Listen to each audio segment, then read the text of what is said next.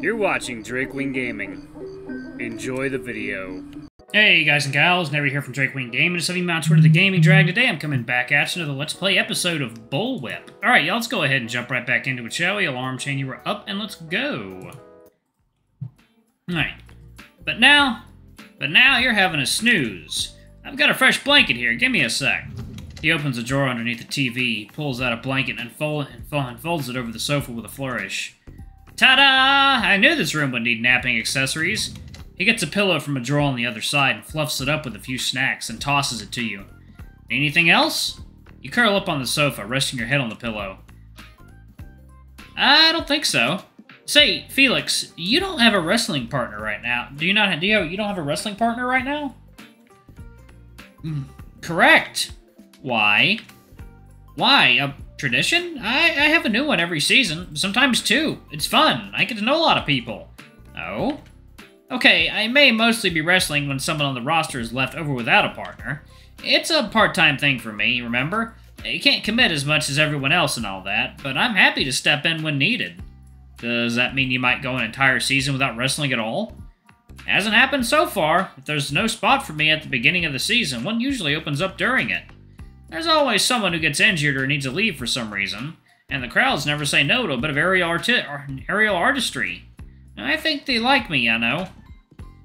If you bring this much enthusiasm and energy to the ring, no wonder. Your partners must be grateful, too. Well, better than nothing, right? A partner switch in the middle of the season does throw a monkey wrench into your plans and preparations, though.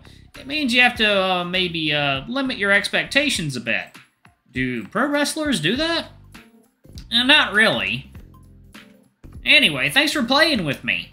Felix twists a switch on the wall and the lights dim a bit. I've got a stubborn spotlight to put together, so you grab those Z's while you can, Racer.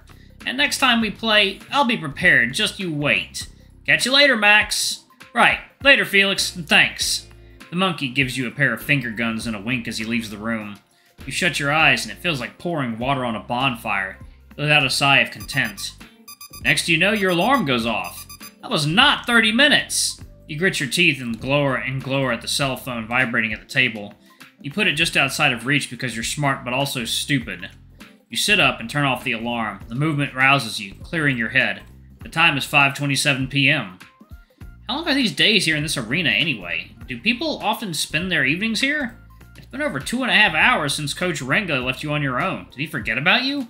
You better look for him. You don't want to be trapped in here if everyone else leaves. You reach the lobby and see nobody you know. You stop a few people on their way out and ask them whether they've seen Coach Renga, but none of them have. Shit, he really did forget about you. You aimlessly pace around the ground floor, poking your head in here and there, but he's nowhere to be seen. Wait, didn't Felix mention something about Coach smoking? You confer the building blueprint app and locate the dumpster backyard at the back of the ground level. Might as well check. You find the door leading to it ajar. A small wooden wedge is keeping it from closing entirely. You hear voices from the outside. One definitely holds a low pitch of your coach. The other is a velvety radio voice. Both are hushed.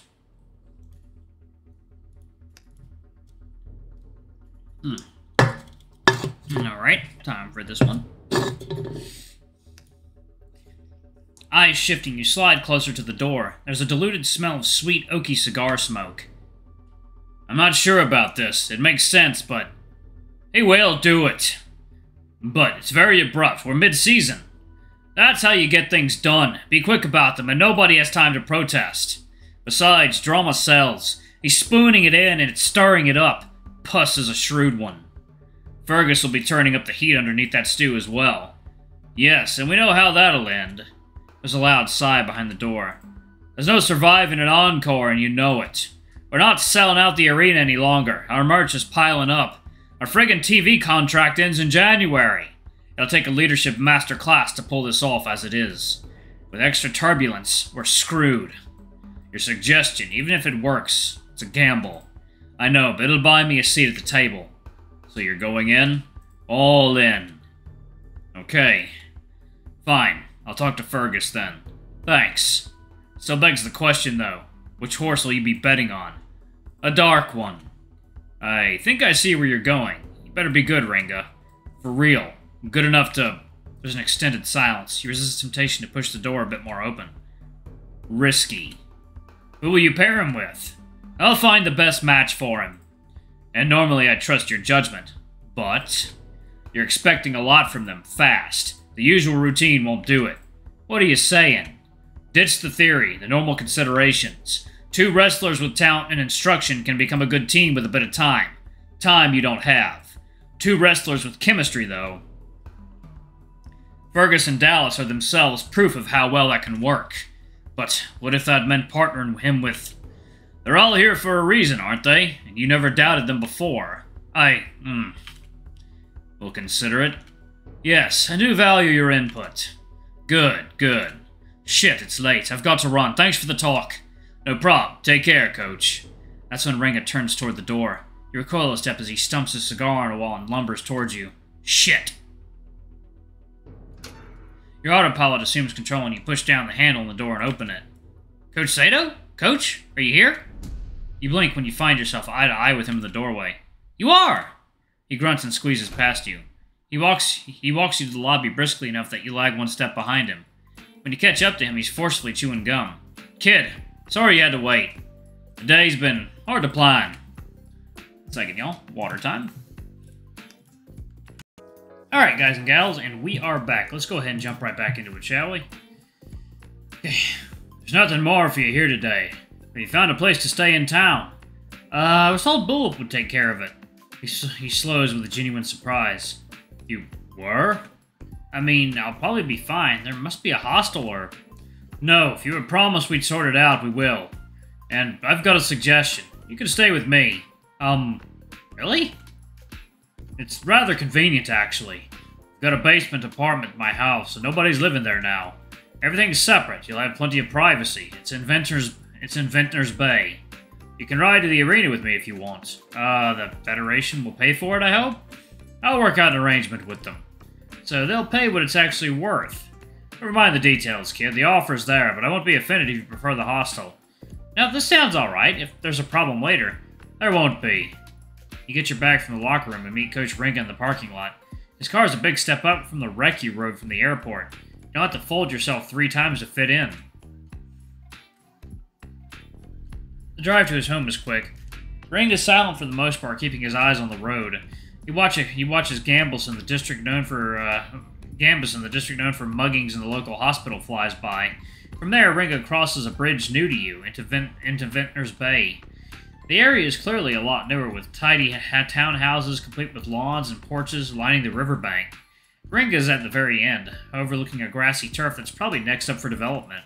The polar bear parks in a gravel driveway and leads you to one of the 2 doors in front of the house.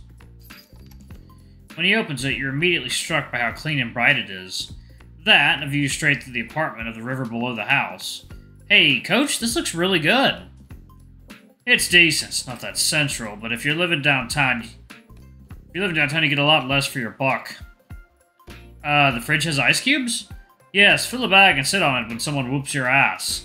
There's a barbecue out there. You're sharing that one with me. TV's huge. I'll spend all your spare time in front of it. The bedroom?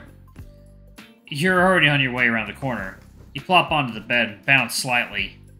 Ah! This is my new best friend. Can't wait to get to know it better. Renga leans in the doorway. An early night'll do you good. Need a bit of food first, though. I'll whip up something. Wait, you're cooking for me? No, you won't find this kitchen in Gaston's Guide to Gastronomy. I make big batches of chili and load my freezer with them. I'll eat some for us. Fills your tummy if nothing else. Consider it an apology from the Federation for messing up your lodgings. Well, I think I drew the long straw of this place, to be honest. Depends on whether you'll hear my snoring from here. But glad you like it so far. 1 second, yeah. Water time.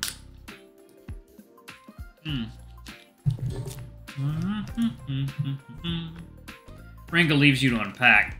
A minute later, the floorboards above creak under his weight. You tip backward on the bed and take a deep breath. Impressions from your first visit to the arena flood your head. You met a lot of people already. Some were nice, some were looking for a fight. Some found it too. Bullwhip Wrestling, so lustrous from afar, has given you its first close-up. There are dents and scratches, maybe a hint of something burnt too. Still, the view of the arena from the rafters, it gave you goosebumps. You get up, toss your bag onto the bed, and spread your belongings out on it. Seeing them there makes something sink inside you, a lump settling at the bottom of your stomach. It took you 3 seconds to make a mess out of your new room, just like home. You had a mind to fold and hang things neatly in cupboards and wardrobes, but you do the job with less enthusiasm than planned. You're really on your own now, aren't you? There's a knock on the front door, and a moment later it opens. The polar bear puts 2 bowls of steaming chili on the kitchen counter. The rich smell of tomato and cumin makes your mouth water.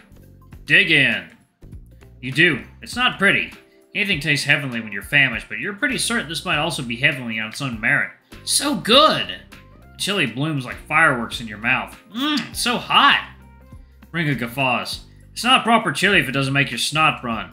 When your bowl is empty, you chug a glass of water and excuse yourself to blow your nose in the bathroom. You return in time to watch Renga finish the last spoonful of his own bowl. Outside, the sun is setting over the river. You sit in silence for a while. So, what do you think? You know what he means, but delay your response nevertheless. About what? Everything. Bullwhip wrestling. It's my first day, so you've had a first impression. You know what they say about those. You only get one chance to make them? Yes, they're important. So? Well...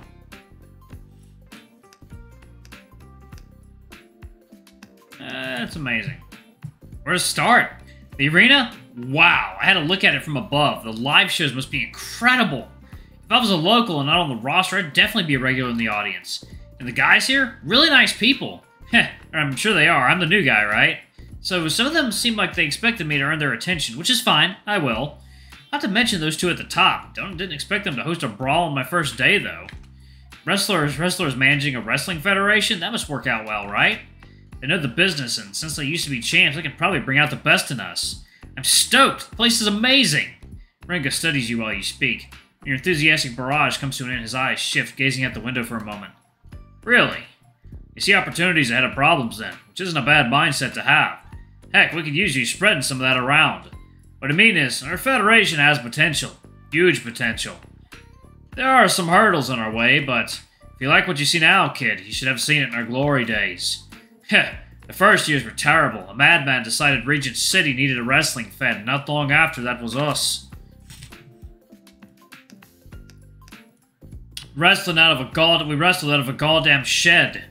Most of us had no idea what we were doing. Some had a background in Greco-Roman wrestling like me. I wrestled a lot in the army. Some were just ordinary Joes looking for a thrill. I slowly came together. We found our niche. At some point, our makeshift wrestling ring became surrounded by cheering fans. We crowned champions. Years went by. We moved to a bigger warehouse, started making money. Fast forward a bit further, and some of our talent were being signed by big-name federations. The world outside of Regent City discovered us. And then came along the best tag team there ever was. Fergus and Dallas? Yup, Black Blizzard. They dominated on their own. On their own, they were good too, but together, damn.